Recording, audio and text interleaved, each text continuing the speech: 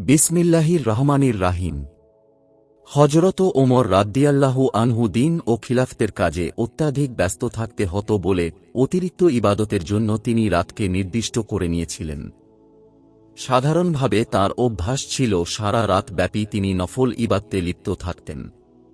শেষ রাতে পরিবার পরিজনকে জাগিয়ে দিতেন এবং কুরআন শরীফের এ আয়াত পাঠ করতেন, এবং তোমার পরিবার পরিজনকে নামাজের নির্দেশ দাও। তিনি ফজরের নামাজে সাধারণভাবে লম্বা কিরাত পড়েছেন, কিন্তু আয়াত বেশি পড়তেন না।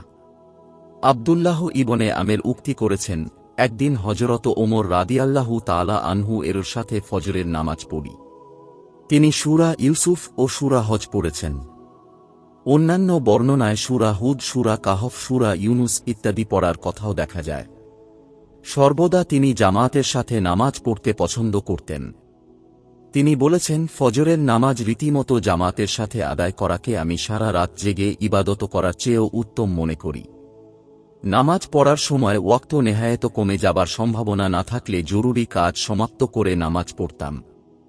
অনেক সময় তাঁকে নামাজের জন্য প্রস্তুত হয়ে বা নামাজের জন্য দাঁড়ানোর পরও কোনো দরকারি কথা বলতে দেখা গিয়েছে। কোনো সময় জুমার খুতবা পড়ার মধ্যেও দরকারি কথা বলে নিয়েছেন। এক জুমার দিনে তিনি খুতবা পাঠ করার সময় হযরত ওসমান রাদিয়াল্লাহু তাআলা আনহু এসে মসজিদে প্রবেশ করেন। হযরত ওমর রাদিয়াল্লাহু তাআলা আনহু তখন খুতবা বন্ধ করে জিজ্ঞেস করেন, এ কেমন সময় আপনি এসেছেন? জবাবে হযরত ওসমান রাদিয়াল্লাহু তাআলা আনহু বলেন, বাজার থেকে ফিরছিলাম, পথে আজান শুনে তাড়াতাড়ি অজু করে এসে শামিল হচ্ছি। তখন তিনি বলেন, শুধু অজু করেই কর্তব্য শেষ করেন কেন? রাসূলুল্লাহ সাল্লাল্লাহু আলাইহি ওয়াসাল্লাম জুমার দিন গোসল করারও নির্দেশ দিয়েছেন। একদিন তিনি হযরত আবু মুসা আশারী রাদিয়াল্লাহু তাআলা আনহুকে বলেন, আবু মুসা, আমরা রাসূলুল্লাহ সাল্লাল্লাহু আলাইহি ওয়াসাল্লাম এর ডাকে আল্লাহর উপর ঈমান এনে জন্মভূমি ত্যাগ করে হিজরত করেছি, এরপর অনুক্ষণ তাঁর সেবায় নিযুক্ত রয়েছি। এত সবের পরিবর্তে আমরা আল্লাহর কাছে অনেক পুরস্কার আশা করি। তখন হযরত ওমর রাদিয়াল্লাহু তাআলা আনহু বলেন, আমার জীবন যার হাতে সে আল্লাহর শপথ, আমি শুধু বিনা হিসেবে কোনো মতে ছুটে যেতে চাই। মৃত্যুর সময় তিনি এ কবিতাটি আবৃত্তি করেছিলেন, অর্থাৎ জীবনের ওপর আমি যথেষ্ট অত্যাচার করেছি, কিন্তু হ্যাঁ, আমি মুসলমান, ঠিক মতো নামাজ পড়ি এবং রোজা রেখে থাকি। হযরত ওমর রাদিয়াল্লাহু তাআলা আনহু ধর্মীয় চরিত্রের একটি উজ্জ্বল আদর্শ হওয়ার সাথে সাথে অত্যন্ত উদারতা ছিলেন। আজকালকার তথা কথিত ধার্মিকদের ন্যায় সাম্প্রদায়িক মনোভাব সম্পন্ন পরধর্মবিদ্বেষী ছিলেন না। আমাদের অনেক আলেম খ্রিস্টান প্রভৃতি বিধর্মীয়দের বাসনপত্র ব্যবহার করাকে ধর্মভীরুতার খেলাপ বলে মনে করেন। অথচ ইমাম শাফেঈ রহমতুল্লাহ ও ইমাম বুখারী রহমতুল্লাহ বর্ণনা করেছেন, হযরত ওমর রাদিয়াল্লাহু তাআলা আনহু খ্রিস্টানদের জল পাত্রে অজু করেছেন। তাঁর এক বাণীতে দেখা যায়, খ্রিস্টানদের তৈরি পনির খান, খ্রিস্টান প্রভৃতি বিধর্মীদের তৈজারি খাদ্য গ্রহণকেও অনেকে দূষণীয় বলে মনে করেন। অথচ হযরত ওমর রাদিয়াল্লাহু তাআলা আনহু খ্রিস্টানদের সাথে সম্পাদিত বিভিন্ন সন্ধিতে শর্ত করেছেন যে খ্রিস্টান পল্লী দিয়ে কোনো মুসলমান যাবার সময় প্রয়োজন বোধে তাঁকে অন্তত 3 দিন আতিথ্য দান করতে হবে। আজকাল অনেককেই অন্যান্য সম্প্রদায়ের সাথে বিদ্বেষ পোষণ করতে শিক্ষা দেয়া হয়, কিন্তু হযরত ওমর রাদিয়াল্লাহু তাআলা আনহু মৃত্যুশয্যায়ও তাঁর ইহুদি ও খ্রিস্টান প্রজাদের কথা ভুলেননি। বুখারী কিতাবুল খেরাজ প্রভৃতিতে বর্ণিত তাঁর ওসিয়তে দেখা যায়, ইহুদি খ্রিস্টান প্রভৃতি সংখ্যালঘু প্রজাদের প্রতি সদয় ব্যবহার করার জন্য বারবার তাকিদ করেছেন। হযরত ওমর রাদিয়াল্লাহু তাআলা আনহু এর দরবারে অধিকাংশ সময় নানা প্রকার শিক্ষামূলক বিষয়ের আলোচনা হতো। তিনি সমস্ত আলোচনায় অত্যন্ত আগ্রহী ছিলেন। একদিন বদরের যুদ্ধে যোগদানকারী বিশিষ্ট সাহাবীগণ দরবারে উপস্থিত ছিলেন। হযরত ওমর রাদিয়াল্লাহু তাআলা আনহু আলোচনার সূত্রপাত করে বলেন, সূরা নাসরের মর্মার্থ কি? কেহ বলেন তাতে মুসলমানদেরকে বিজয়ের সংবাদ দেয়া হয়েছে। কেহ আবার কিছু না বলে চুপ করে থাকেন। শেষে হযরত ওমর আব্দুল্লাহ ইবনে আব্বাস রাদিয়াল্লাহু তাআলা আনহু এর দৃষ্টি আকর্ষণ করলে তিনি বলেন, তাতে রাসূল সাল্লাল্লাহু আলাইহি ওয়াসাল্লাম এর মৃত্যু সংবাদ ঘোষণা করা হয়েছে। অর্থাৎ আল্লাহ তাকে বলেছেন, হে রাসূল, আপনার দায়িত্ব সমাপ্ত হয়েছে, লোক দলে দলে ইসলাম গ্রহণ করেছে। সুতরাং আপনি এখন মৃত্যুর জন্য প্রস্তুত হন এবং আল্লাহর কাছে আবেদন করুন। এ জবাব শুনে হযরত ওমর রাদিয়াল্লাহু তাআলা আনহু বলেন, আমার অভিমত তাই। অন্য একদিন সাহাবী গণের এক মজলিসে হযরত আব্দুল্লাহ ইবনে আব্বাস রাদিয়াল্লাহু তাআলা আনহু শরীক ছিলেন। হযরত ওমর রাদিয়াল্লাহু তাআলা আনহু সাহাবীগণকে প্রশ্ন করেন, এ আয়াতের মর্ম কি?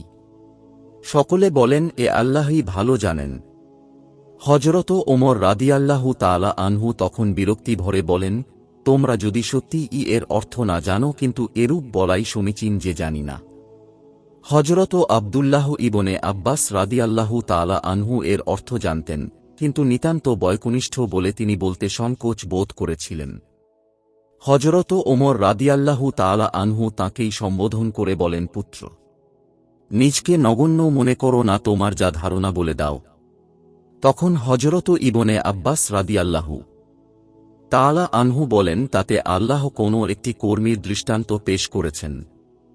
উত্তরটি পূর্ণ হচ্ছে না দেখে তিনি বলেন, এটি সে ব্যক্তির দৃষ্টান্ত যাকে আল্লাহ ধন দৌলত দান করেছেন, যেন সে আল্লাহ ইবাদত করে, কিন্তু আল্লাহ তার সমস্ত সৎকাজ বরবাদ করে দেন।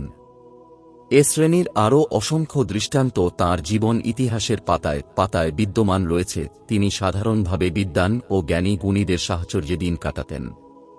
যুবক বৃদ্ধা নির্বিশেষে সমাজের বিশিষ্ট জ্ঞানী গুণী তাঁর পরামর্শদাতা ও সভাসদের মধ্যেও স্থান পেতেন। বুখারী শরীফে আছে, ওমর রাদিয়াল্লাহু তাআলা আনহু এর সভাসদ ও পরামর্শদাতাগণ যুবক হন বা বৃদ্ধ হন, সকলেই জ্ঞানী হতেন।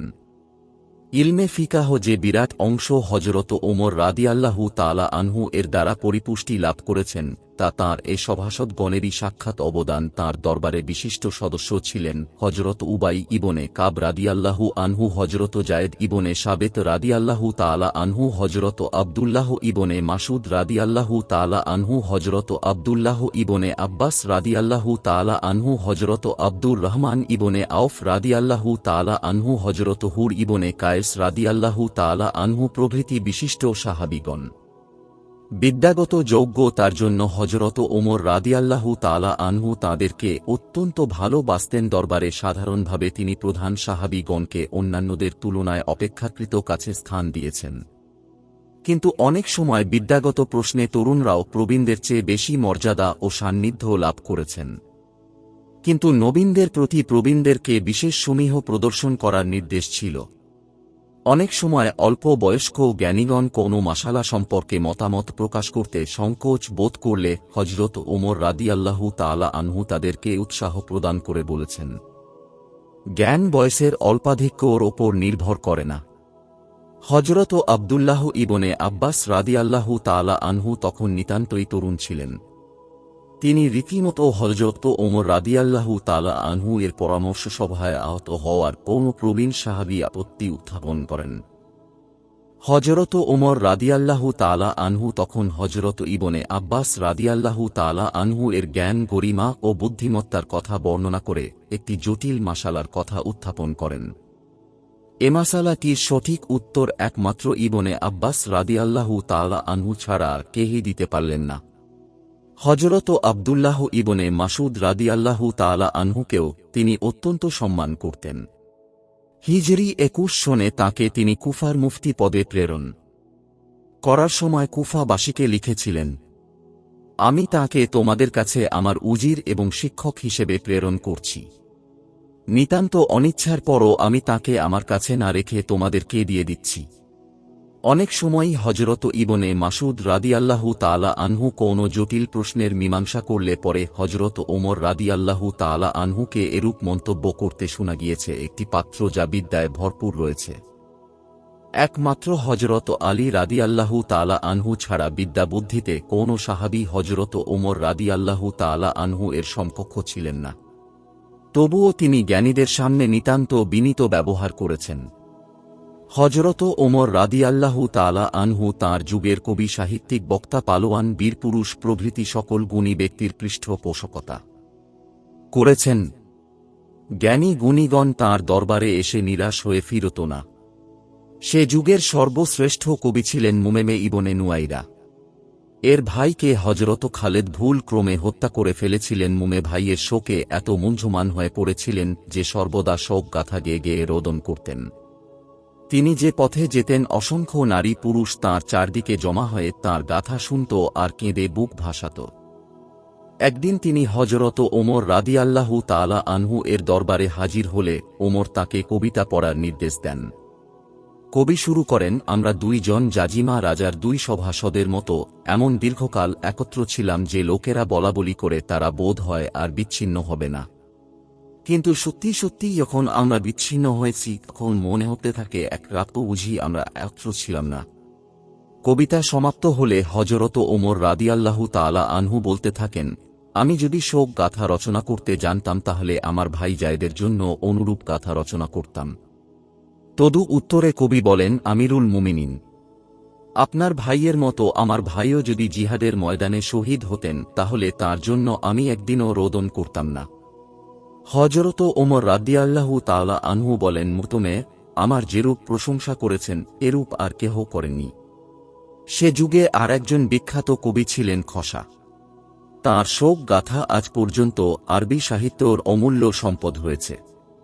আরবি সাহিত্য আজ পর্যন্ত তাঁর ন্যায় শোক গাথা রচয়িতা জন্মগ্রহণ করেননি।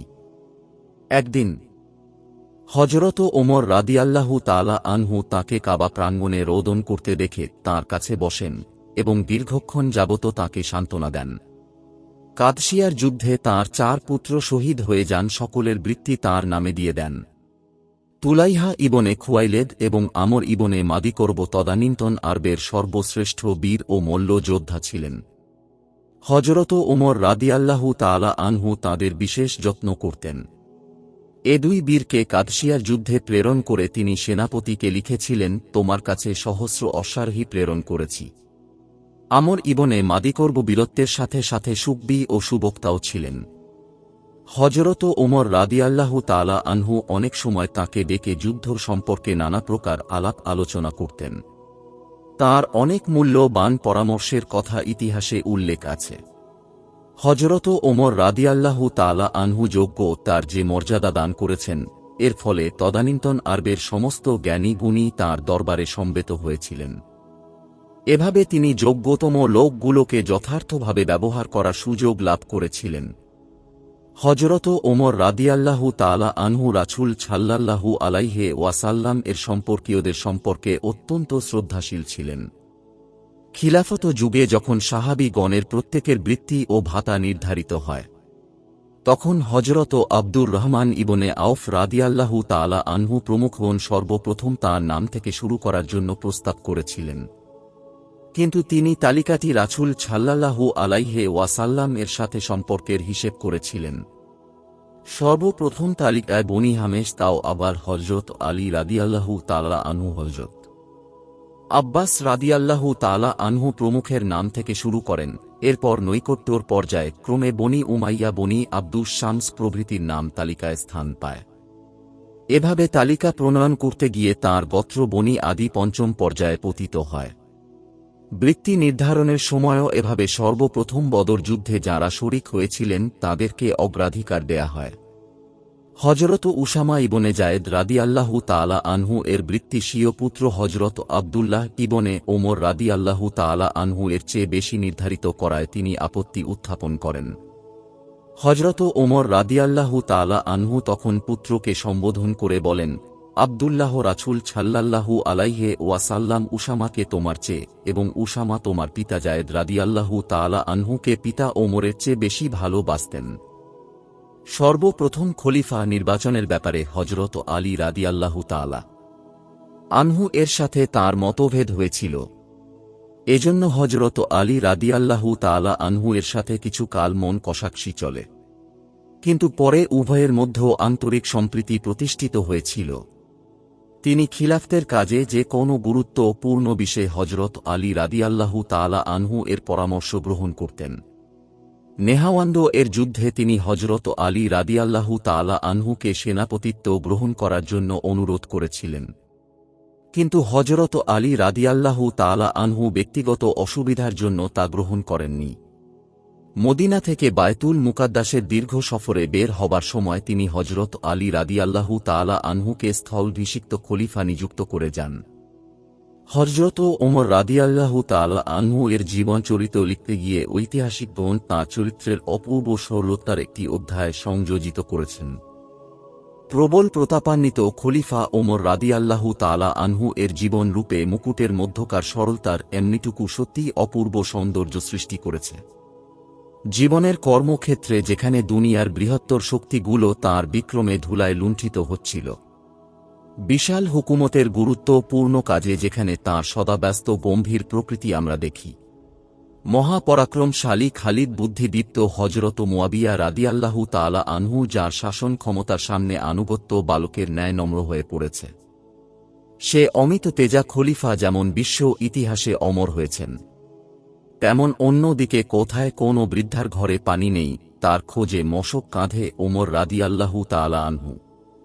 অসংখ্য তালি দেয়া জীর্ণ পোশাক পরিহিত ওমর রাদিয়াল্লাহু তাআলা আনহু মসজিদের মাটিতে পড়ে বিশ্রামরত কর্মক্লান্ত খলিফা ওমর রাদিয়াল্লাহু তাআলা আনহু এর মহিমান্বিত রূপটিও বিশ্ব ইতিহাসকে চমৎকৃত করেছে।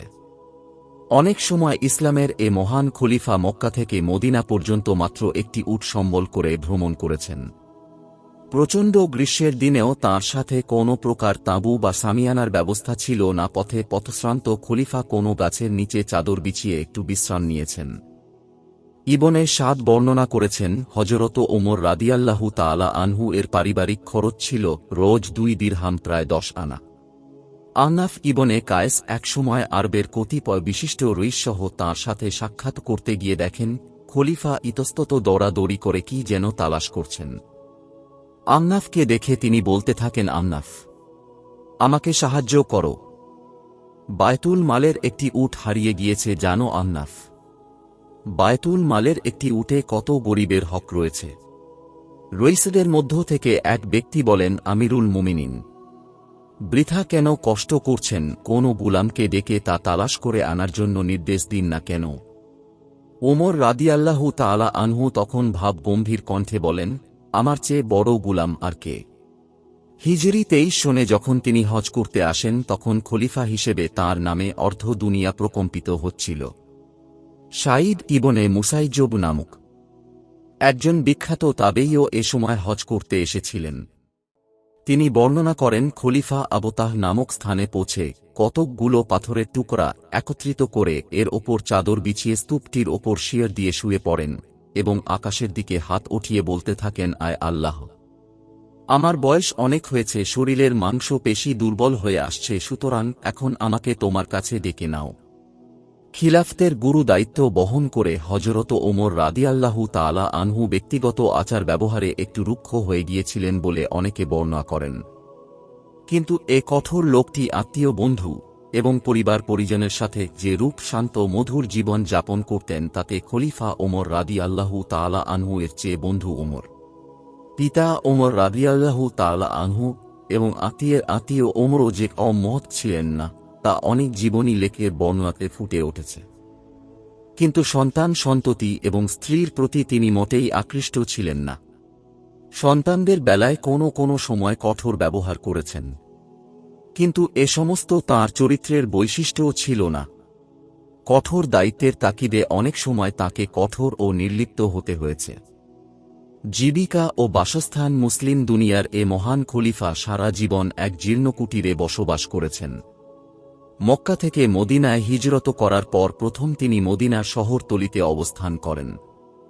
পরে মদিনা শহরে এসে মসজিদে নববীর সন্নিকটে একটি কুটির নির্মাণ করে বাস করতে থাকেন।